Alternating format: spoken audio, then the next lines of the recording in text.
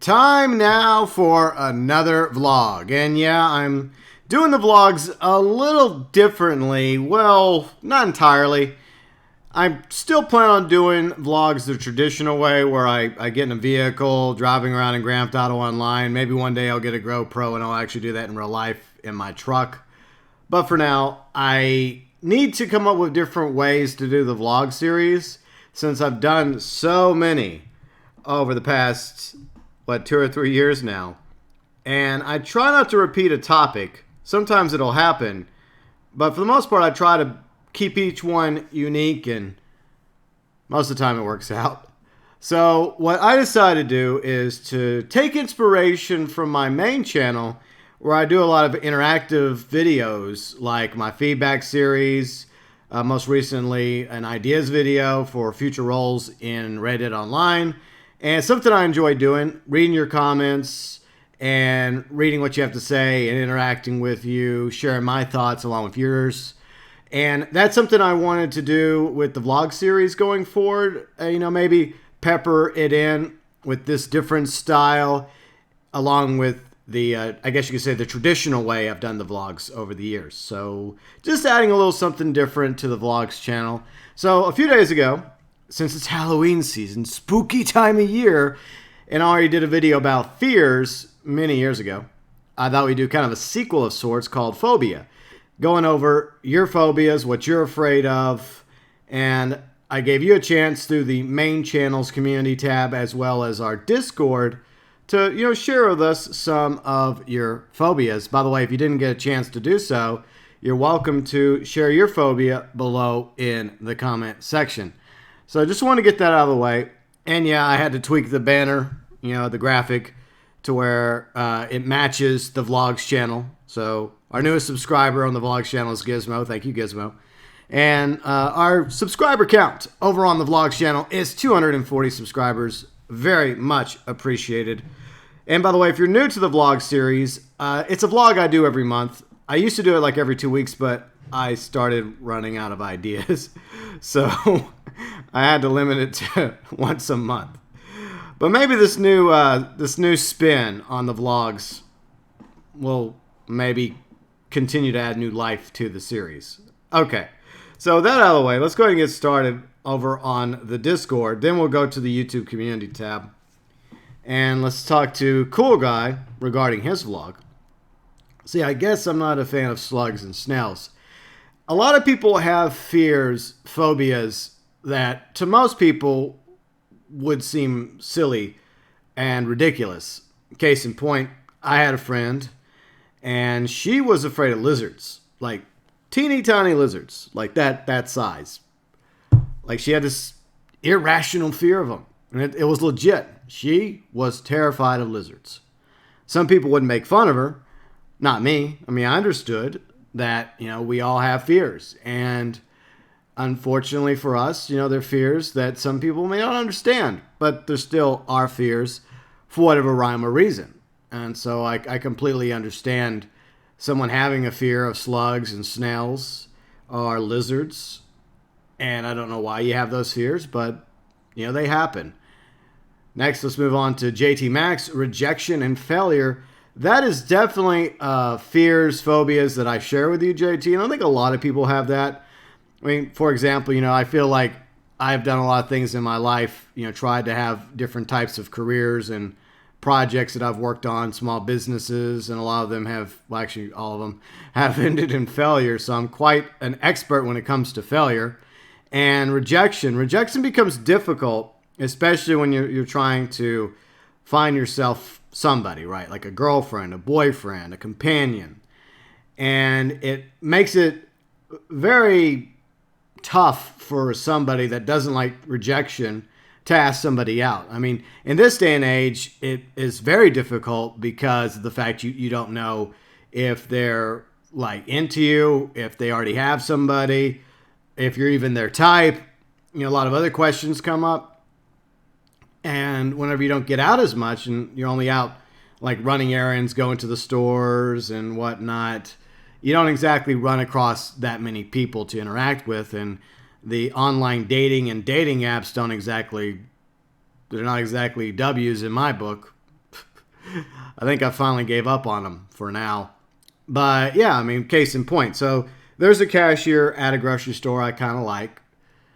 And she seems friendly to me, but I also remind myself that, she's there working, trying to make a living. And so she's probably trying to be friendly to everybody. But you always have this thought that maybe she actually is kind of into you, or maybe she's not. And that's always in the back of your head. And there's been a time or two where I've wanted to ask her out, and I just haven't gone around to doing it. And the other issue is I think she's part-time, and so she's not always there, and I only see her every now and then. And it's like every time I have the opportunity to ask her out, or at least casually, like, so, hey, what are you doing this weekend? Just doing a smart, slick kind of way. But every time I do it, there's always somebody that happens to get like right behind me in the line, even though there's like 2 or 3 other like cashiers. And at the moment, like, they have nobody. They're not serving anybody. So the person behind me could go to one of them, but now they choose to go behind me. And I don't want to be rude or inconsiderate of others. I try not to be.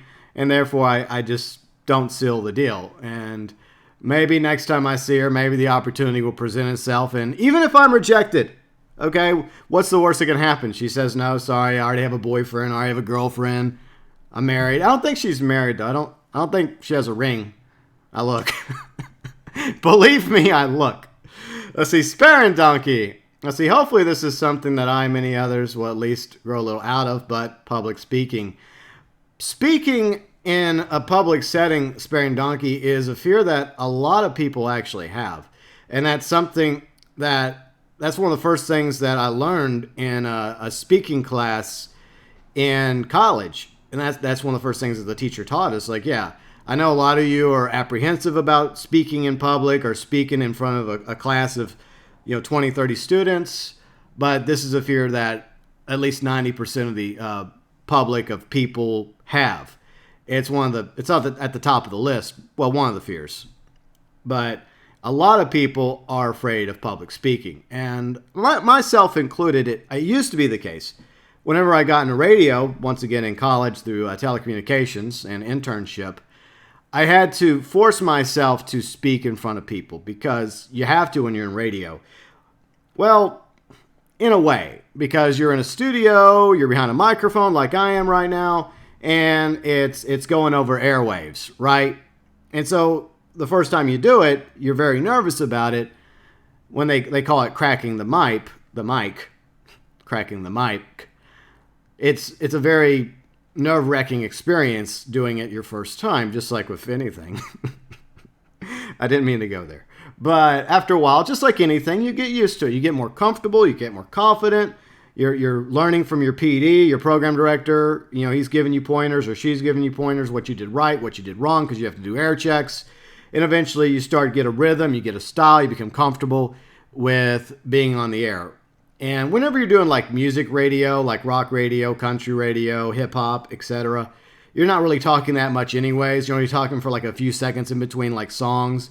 And then like at the end of a break leading into some commercials, you'll talk for maybe a minute promoting something like a trip or an event going on or some concerts coming up, etc.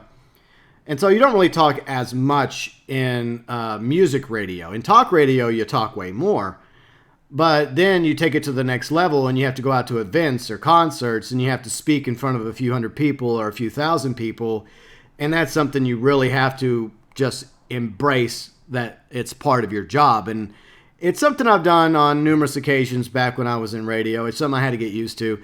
But thanks to speaking, the class I took in college, that helped me become more comfortable with speaking in front of other people. And of course, whenever I was kind of involved in politics here or there, I also had to do the same thing because I was, in local positions. Like I was a chair of the local Libertarian Party for a few years. So I had to speak in front of them. So it's just something you have to get used to. It's just like anything else. It's like riding a bicycle or any other skill. It's a fear that a lot of people have, Sparring Donkey, but it's something with practice and confidence you can get through. It's hard, especially when you're trying to like read something out, like a 5-minute speech. I've had to do that before. It's hard, but you just got to get through it and just, practice the speech, get comfortable with the speech, know what you're talking about, and project that upon your audience. And you don't really have to look at anybody specifically. Just look up every now and then, act like you're looking, and eventually you get better at public speaking, just like any other skill. Let's see, Pancakes Soros, hello Ed, losing someone really close to me, aka parents. Don't know if that's a phobia, but it's something I fear, that and spiders and cockroaches. When I was younger, I kind of feared cockroaches, but I don't really fear them anymore. Whenever I see a cockroach, I usually just step on it and just throw it away or wad it up and flush it down the toilet. So cockroaches don't really bother me anymore. Spiders, I respect spiders. I try not to kill spiders unless they're obviously very dangerous, like a black widow or a brown recluse. If it's like a wolf spider, I'll try to catch it and throw it outside. But at the same time, yeah, there's an understandable fear when it comes to spiders because some of them are very poisonous. Even though they're not trying to bite you, you're not on the menu. But at the same time, people have died from being bitten by spiders or are seriously injured due to the venom of spiders. So that's an understandable fear, even though most of the time spiders are way more afraid of us than we are them because we're way bigger. Now, when it comes to losing your parents, that's something that I've had to deal with my whole life because, as most of you know, throughout the vlog series, I've mentioned this a few times, my mom passed away when I was very young. I was less than 2 years old, so I never knew my mom. What I know about her is from what other people have told me. And over 3 years ago, my dad passed away from cancer. So it's something that has become a reality for me. And over the weekend, I went to go see my grandfather. And he just turned 94 years old. And he's still doing quite well for a 94-year-old. I mean, you would think he's at least 20 or 30 years younger with his spirit. He just has this working spirit. He doesn't believe in retiring. He built one business up. And then after my granny passed away in 2003, he remarried. He started a new life for himself. And I don't blame him for that because, you have two options when something like that happens, when you lose somebody. I think they were married for like 50 years. You either accept that you're eventually going to die, even if you're in perfectly good health, and then that has a mental toll on you, or else you have to, move on with your life. And my grandfather, chose to, and he remarried, and the woman he remarried is a great woman, and, she also lost her husband of many years, and, they've managed to be together for nearly 16 years now. It's amazing, and I'm still single. But, I'm afraid that one day, his time will come. One day my grandma's time will come. She's about the same age as he is. Now, my grandma is my dad's mom, and my papaw is my mom's father, just to clarify that real quick. So, death is something that, we all have to accept that it's part of the natural cycle. You're born, and eventually your grandparents go, eventually your parents go, and eventually you're going to go. And hopefully you leave somebody behind if you're meant to find somebody special and have a kid or kids, and then eventually they'll have kids. It's just part of the cycle. And the best we can hope for is that maybe there is an afterlife, not trying to get religious on anybody, but hopefully there's something more on the other side, that we're more than flesh and bone, and that we'll see him again. And that's my hope, that I'll see my mom again, that I'll see my dad again, and others that I've lost, a few friends here or there. And eventually, that's just a reality we have to face. But a part of them will always be with you, Ed, no matter what. And hopefully they'll be around for many, many years. Hopefully they're still around, Ed. I think they are. But, yeah, that's a fear. It's a genuine fear. Not just family, we're parents, but really good friends, somebody you love. It's a fear a lot of people definitely have. See, Dive Comb, I don't fear anything. I'm a cheerful person. Spread love, not fear. Well, I'm not trying to spread fear, Divecom. We're just talking about phobias, things that we all face when it comes to fears. And I'm sure there's at least one thing you fear, Divecom, aka Dark Wolf. Yes, he's afraid of being exposed for being a Dark Wolf, but that's okay. Let's see, Brian! Hey, Brian, your fear is spiders. And just like we were talking about with Ed, a lot of people fear spiders. Rationally so. I feel like spiders do get a bad rap, in my opinion, because they do a lot of good. They go at, mainly they're a predator, right? But the prey is insects. A lot of bugs that we don't like, spiders love because that's what they consume, whether it's ants or cockroaches, for example, or flies. So most spiders aren't going to hurt you. Like garden spiders, they look beautiful, And I think you just have to grow to appreciate them and not fear them. But at the same time, like I said, there are some very, very poisonous spiders out there, like brown recluses, black widows, etc., that you definitely want to stay away from. And I try not to kill spiders, but admittedly, I have killed a few in my time, along with roaches and ants. Let's see, Sedan, broken glass. That is an interesting fear. It's something I'm not necessarily afraid of, but it's something I try to avoid. I'm very cautious when it comes to plates and cups that can be, dropped and shatter all over the place, because glass has a way of just like going everywhere, all over the place. And if you're not careful, some of it ends up hitting you, and you try your best to clean it up, and you'll always find little pieces here or there, and like little tiny pieces, and you step on them and it still hurts, and then you have to try and pull it out, or you have to go to an urgent care to get it out. So I definitely understand your fear of broken glass, especially if you don't like being cut or bleeding or blood in general, or being hurt. Most people don't like being hurt. Some people are into that, not me. But broken glass is definitely something to be afraid of, because it can be anything from like a small minor hurt, pain, to even something a lot more serious, especially if, say, the broken glass happens to be infected with something, and then as a result that gets you infected and it becomes something potentially worse. That's why anytime you're cut by something, whether it's glass or you accidentally cut yourself with a knife, etc., it's always best to sanitize that wound with some alcohol or some hydroperoxide, wash it really good, and of course bandage it, just so you don't get infected. I know, medical tips and tricks with GB. All right, Irish Empire, death. Death is definitely something a lot of us fear, because even though a lot of people are still religious, there's also a lot of people that aren't religious. And even those that are religious, I have to imagine that there are times or two where they have to question, is this it? Is this all that there is to our life? Like, when it ends, does it end? Now, I was raised Catholic, and one side of my family is Catholic. The other side is Southern Baptist or Baptist. And so I have a lot of very religious people. My grandfather's very religious. My grandma's very religious.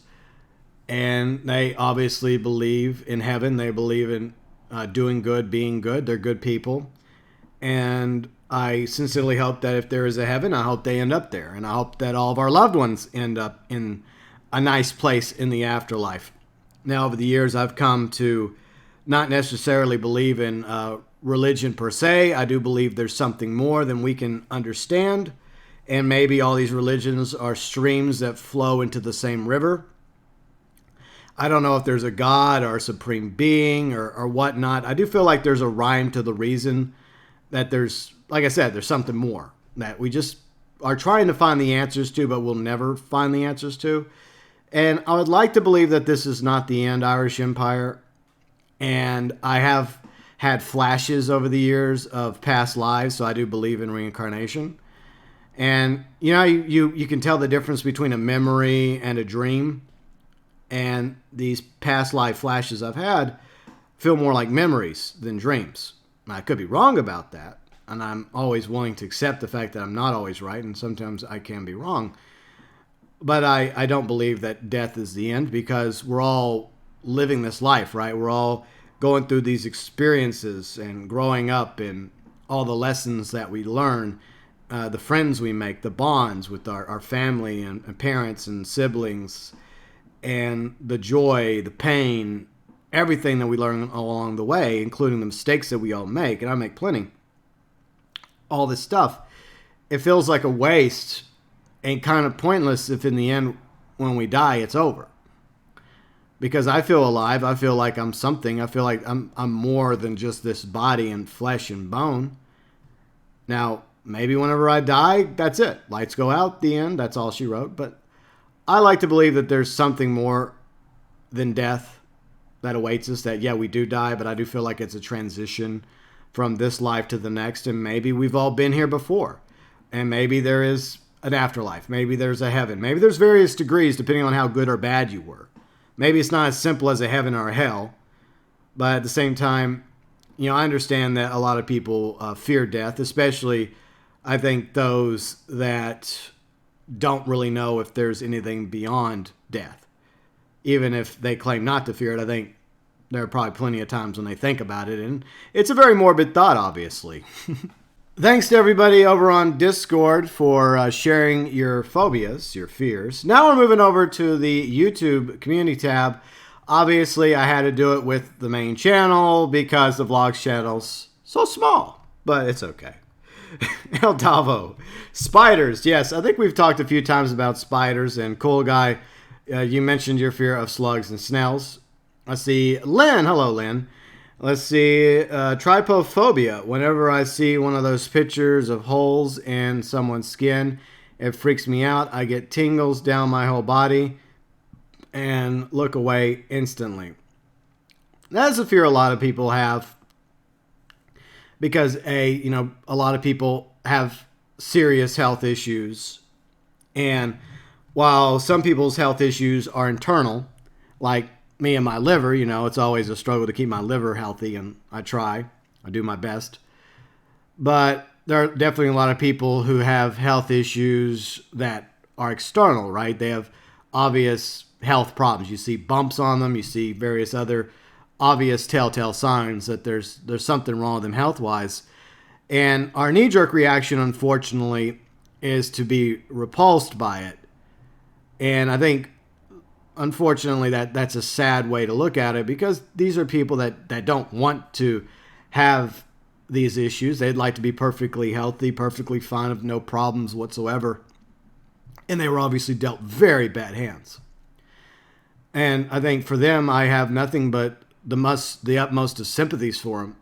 But I do understand that you have fears of pictures of holes in someone's skin. Kind of freaks you out. Yeah, it's a freaky thing, because I guess it also kind of pulls back the veil. It's something that I do kind of, I wouldn't say I have a fear of, but I don't really like looking at it.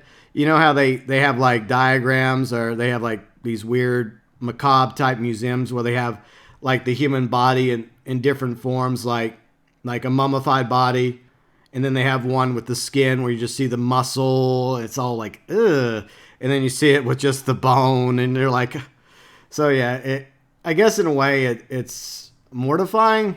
It's also kind of humbling, because at the end of the day, it takes us back to that whole question about what are we? Are we just this flesh and bone? Are we more? And I guess it's one of those deep thoughts, right? And it's that all that fear ties together. But at the same time, yeah, it's we all have different fears, and that's what this vlog is all about. Talking about and sharing our fears. And I appreciate all of you, by the way, that are stepping up and sharing your fears. You didn't have to, but it's very much appreciated. By the way, like I said, any of you that didn't get a chance, you're welcome to share your phobia below in the comment section. Space Monkey, getting stung by wasps. Yeah, being stung by wasps is something the majority of us don't like, myself included. I've been stung by plenty of wasps. See red wasps, yellow jackets. I've been stung by a hornet. Now, if you think being stung by a wasp is bad, a hornet's way worse, because it feels like a literal lightning bolt hitting you that won't let go. Hornets are way worse than wasps, but it's an understandable fear. And one thing I learned over the years, now when you're younger, I guess you have more of a, like I talked about a moment ago, a knee-jerk reaction to things. And as I've gotten older, I've become more calm. I've become, I guess, a little bit more understanding about nature and whatnot when it comes to spiders, knowing that they're not trying to bite us. The same thing goes with wasps and bees and hornets. Now, sometimes you will come across some aggressive ones. If you're not too careful and you happen to get too close to their nests, they may react to you. And unfortunately, that sucks for you. But there have been plenty of times where I'm outside and a wasp just happens to land on me, and I don't react. I just stand there for a moment, and it flies off. Because most of the time, they're not going to attack you. They're just landing on you because they don't know any better. They're just like, oh, there's something to land on for a second. So they'll land on you, they'll land on my shirt, and I'll just chill, not think about it, and then sure enough, they'll fly off. Most of the time, they're not going to sting you unless you react. You know, you try to attack them, then they'll attack back. Or if you just happen to get too close to their nest, or you unfortunately happen to throw a football in a spot where a red wasp nest happened to be, then you'll get stung. I learned that the hard way when I was a kid. Let's see. Gooey, needles, and veins are pretty weird for me for some reason. Well, a lot of people, Gooey, aka Bagman, have this fear of needles. That's nothing new. In fact, there was a South Park episode of about vaccinations. You know, whether or not you're pro-vaccinations or anti-vax, that's entirely up to you. That's how I feel about it. But the episode was centered around Cartman's fear of being vaccinated, even though years earlier in a previous episode, as some pointed out, Cartman actually wasn't afraid to shoot himself up with apple juice for some reason. I forgot why he did that, but back then he wasn't afraid to shoot himself up with apple juice through a needle, but he was afraid of getting his flu shot or shots in general. It was a funny episode, but at the same time, there are plenty of people out there in real life that have this fear of needles. And myself included to some degree. Now, anytime they have, it's not really getting a shot, it's whenever they're having to draw blood. That sucks. Both of them kind of suck. Like with a needle, you know, they'll give you a shot, usually like in your arm or in one of your cheeks, one of your butt cheeks. But usually either scenario, whether you're getting a shot or they're having to draw blood out of you for testing. What I usually do in both situations, and this I guess is just another tips and tricks with GB, for any of you that have difficulties with both, is when you're in the room, right? Because they put you in a room, is there's usually a painting, right? A painting or a photo or something. What I do is I focus on that painting or that photo. And I look at it and I gaze on it and I imagine, okay, where was this? Like you think about the different colors in the painting. Like, okay, there's green, there's blue, there's gray, there's red, yellow, etc. So I try to put my mind somewhere else and not think too much about the blood being drawn out of me or the shot I'm about to get. And it's going to happen either way. So the best thing to do is just project your mind somewhere else. Focus on something else. And usually there's something, like I said, in this little room that you can focus on. Whether it's a painting or a photo or maybe even a chart, you know, a health chart, and just read the health chart.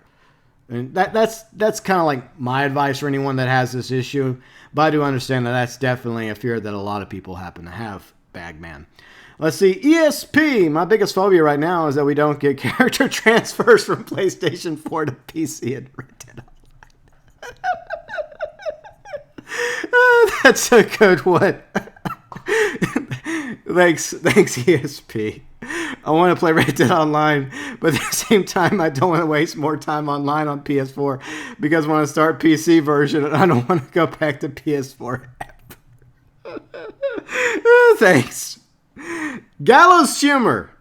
Gallows humor is important when facing fears. So, one of the best ways to handle fear, and I know he's just being funny, but it's true. Like, if you're afraid of something, a lot of times it's to laugh at it, right? To laugh at your fear. Now, it's not always going to work, but that's one thing I learned to do, is just laugh at it. Like, what's the worst that could happen? And you laugh about it. So, yeah. But, yeah, it's definitely something I'm hoping that Rockstar will address soon when it comes to our ability, whether or not we're going to be able to transfer characters, our PS4, Xbox One character on Red Dead Online to PC. We better be allowed to. And we also better be allowed to have mods on story mode for Red Dead Redemption 2 on PC as well. Because those are two big questions a lot of people are asking. But back on subject. Najib. Hello, Najib. Let's see. I kind of have this fear of irregular hole patterns. Oh, so you have the same fear. You have the same exact fear of Lynn. So you guys actually share a fear. So, and it's admittedly a fear I really haven't heard much about. So I think you elaborate a little bit more on the fear. So maybe I didn't entirely understand. Just looking at pictures of holes, bump patterns, made me want to look away very quickly. Once I do, it's too late. I get the image in my head. It's very disgusting. Just by the idea of a hole or bump patterns somewhere on my skin. I kind of get a better idea of what that fear is. Now, obviously, there's tons of phobias, tons of fears out there. And so you're afraid of, like, I'm not going to show on the screen. So I have bumps, and some things. I understand that fear, but at the same time, it's just something we all have. Like, none of us have perfect skin. We all have these little bumps and whatnot. Some, sadly, have it worse than others, or skin cancer or whatnot. And I guess eventually you just got to try to mentally make it not a big deal. I know it's hard. And I'm not a psychiatrist. I'm not a shrink. So, yeah, I wouldn't really take my advice on this. But it's an understandable fear. And the best thing to do is, I guess, try to keep it out of sight, out of mind. But I do appreciate you, Najib and Lynn, for both sharing that unique fear. And I completely understand that fear. Let's see. Emil, I don't have one. I'm fearless. Come on, even Bruce Wayne has a fear. You know, bats, but he learned to conquer that fear. Let's see. Big Smoke fears heights. I thought you feared other things, like no food at the Clucking Bell. Oh, sorry, we're all out. Oh, no. Are people unable to catch trains? I'm sorry. Okay. So, yeah, in all seriousness, heights is definitely a fear that a lot of people have. It's a fear I've never really had, I guess because from my early age, my grandfather used to have a private plane, and I used to fly a lot with my grandfather. So, I guess naturally, I developed a tolerance to being very high in the sky, like thousands of feet in the sky in a plane. My grandfather was a fighter pilot in World War II, and so I guess that never was an issue for me. But at the same time, you know, I've been in very tall buildings, and, you know, looking down can be kind of intimidating, even for somebody that is not afraid of heights, because you're just afraid of, like, one wrong move, and out you go, you know, gravity will do the rest. So the fear of heights is definitely a fear a lot of people have. And it's something with a struggle that a lot of people have to deal with. And it's an understandable fear because human beings, you know, with the exception of our ability to create technology like boats to go across water, or planes and jets, helicopters to go into the sky, or skyscrapers, tall buildings, we're ground animals, right? We're on the ground. And, you know, the fact is that's where you could say, evolution-wise or nature-wise, we're meant to be, is on the ground. Except for when we're jumping in a tree, hiding from, like, cats and bears and wolves and other things. So, yeah, naturally, I can see why people are afraid of heights, because it kind of goes against where we're supposed to be. Whereas birds have wings. You know, they're meant to fly. They're meant to soar the heavens. Fish and dolphins, whales and sharks are meant to swim in the waters. Even though we can swim, even though we have been able to, through technology, master flight, you know, at the same time, it's a fear I absolutely do understand, Big Smoke. And finally, Gorlock, black holes and space freak me out. There are a lot of things, Gorlock, beyond our measure of control, and what's going on in space we have no control of, like black holes. The hope is that we never have to worry about a black hole. And I think black holes are the result of a star imploding. I'm not trying to get all science on us, and I could be wrong about this. I'm not a PhD either in science. I took a few science classes. But I think if the sun implodes, I think that we're not going to have to worry about that very long, because a few minutes later, we're all going to be gone. But I think at the same time, I think our sun's going to be around for a few more billion years. I think maybe longer than that. The planet will be around for a while as well, despite what we're doing to the planet. But I understand that fear of black holes. And there's definitely a lot of things that are out of our control. It's not just black holes we have to fear. There's other things in space that could eradicate us. Like, what was it called that caused a massive extinction event before the dinosaurs? Scientists speculate. Like, it was some sort of blast across space that hit the Earth. And, asteroids. I think I'm more afraid of an asteroid than a black hole, because even though we have all these satellites and we're looking into the stars, and, well, at least in our neck of the woods, in our system, there's always rocks that are going by that we don't detect until it's almost too late. Fortunately, most of them miss us, and the rocks that do hit the Earth are relatively small, but it doesn't really take that big of a rock to cause some problems.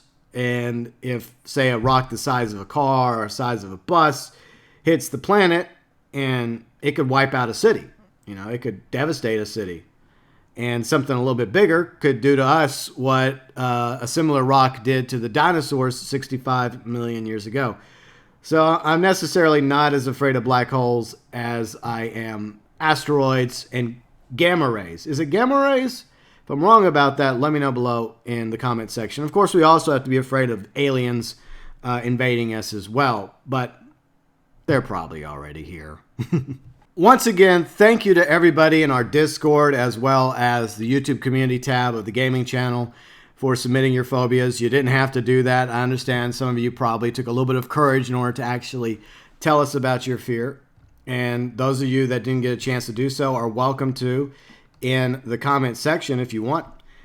Now, before we wrap up, I guess it's only fair that I share a phobia of my own. I guess that's fair. Now, my fear is one that I've been working on. Phones. Obviously, I have a phone. I've had a phone since I was a kid. Bag cell phone, because my grandfather gave me his 1984 Bronco 2 as my 16-year birthday present. When I turned 16 in the U.S., that's when you're able to legally drive once you do driver's ed. And that was my very first vehicle, but it would die in the middle of traffic, and my grandfather was always worried about me, so he also got me a bag phone. And I rarely used it. For one thing, it was expensive back then. But ever since I was a kid, I've never liked calling people. I don't know if necessarily it's a fear. Now, if it's somebody I know, like my grandfather or my granny back in the day, when I lived in East Texas, they were obviously 2 hours away, so I didn't always see them until summertime or winter. Or, for example, like friends. If I needed to get a hold of a friend. Back then, we didn't have instant messages. We didn't have texting. We didn't have email. Back where I come from, back in my day, getting all old on you, we actually had to call people. And I hated calling people. I hated calling my friends. Because, it was either... We had two types of phones. We had the easy ones where you just push the numbers, right? But I also had, for a time, we actually had the rotary one. Yeah, eventually my dad got us, we upgraded from the rotary. And the rotary's a pain in the butt. For those of you that ever had to use the rotary, hopefully you feel my pain. But it was always that fear because I was trying to call my friend, right? Or a few of my friends.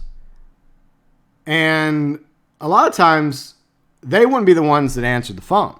Because it wasn't directly their number you were calling the house number, right? And usually one of their parents would pick up or one of their siblings. And it always made me nervous, right? Because I didn't want to talk to them. I wanted to talk to my friend. So they would pick up and they would say hello. I'm like, yeah, is my friend, is so-and-so there? And I would always have that apprehension. And it's the same thing whenever I would try to call somebody. And anytime I would get the answer machine, I would hang up. Because I hate leaving messages on answer machines or nowadays voicemails. I'm better at it now, but I always hated doing it. And I guess that fear kind of stuck with me. And over the years, as you grow up and you have bills and things that require you to call a 1-800 number, that is really bad for me. I'll do it, but I hate doing it. And I will put something off for days or weeks before I finally break down to do it. I'm not as bad about this as I used to be, but I absolutely loathe calling people. I can't stand it. I don't like it. If somebody calls me, it's one thing, and I'll answer. Most of the time, I just get robocalls anyways. But if I have to call somebody, unless it's an emergency, unless I feel like I have to call them, I don't want to. It's not because I don't want to talk to them. It's because I don't like inconveniencing people. I know telemarketers and robocallers don't really care about that sort of thing. I do.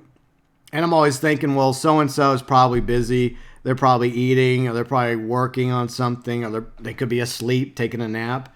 And I don't want to disturb them. And so I have this fear of calling people. And I don't know if you call it phone phobia. I'm sure there's a definition for it since there's so many different phobias out there.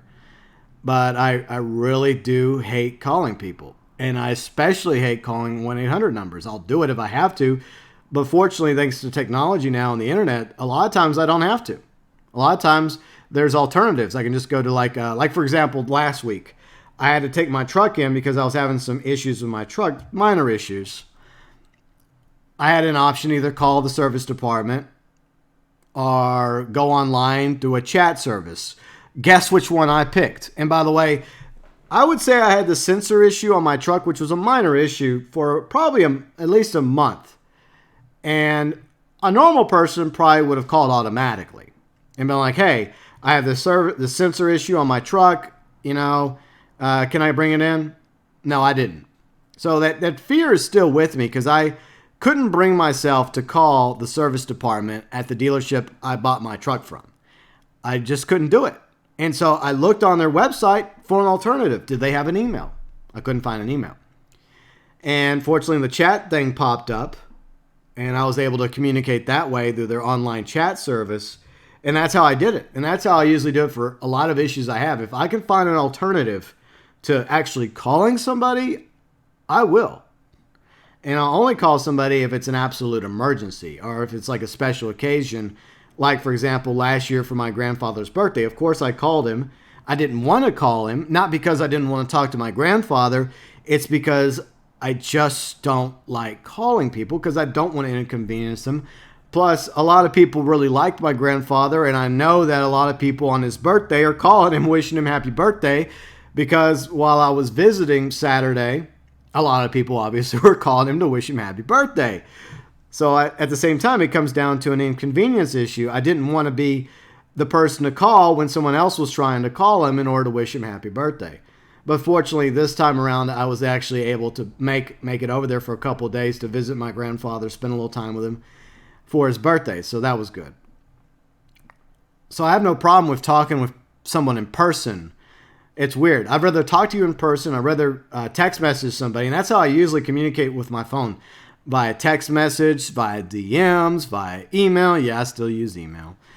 But calling somebody, it's like at the bottom of my list. I would rather. Okay, another example I'll use before we wrap up. Like, there's a really good local pizza restaurant. I've posted a few photos of their pizza on Instagram. That's right, I'm plugging the Instagram. And one day I was in the mood for one of their pizzas. And I didn't want to call them. You know what I did? I literally went up there and ordered the pizza and waited on them to cook it. And then just brought it home. Because I didn't want to call them. So yeah, that's one of my fears. And I know to most people it's ridiculous. Like my sisters, they never understood it because calling somebody is not a big deal to them. Like, they'll call somebody in 5 seconds. Like, oh, I have to call somebody? Okay, no big deal. Oh, it's somebody I never talked to? Okay, no big deal. I can do it. But for me, even if it's somebody like one of my sisters or a friend or a family member, like my papaw, I have trouble doing that because I guess it comes down to the inconvenience issue. I hate feeling like I'm doing something that's putting them at an inconvenience. And at the same time, I also hate calling strangers. I just never like talking to somebody over a phone, especially a stranger. Or like someone's like parents or siblings. Especially whenever you had a girlfriend back in your teens. That also was... Because you never know whenever you would get the dad on the phone or the mom on the phone. But anyways, that's the fear I'm going to share with y'all today. I think I probably... shared it a long time ago in my fear video. Where is it down here? It's probably, see, as you can tell, I've done quite a few. I probably shared it in this video. So if you want more of my fears, feel free and go check it out. Because this vlog, is kind of sort of a sequel to the fear vlog from a few years back. But once again, I do appreciate everybody over on the YouTube community tab of the gaming channel, as well as our Discord, for sharing your phobia. And if you have a phobia or phobias that you want to share, you don't have to, feel free and do so below in the comments section.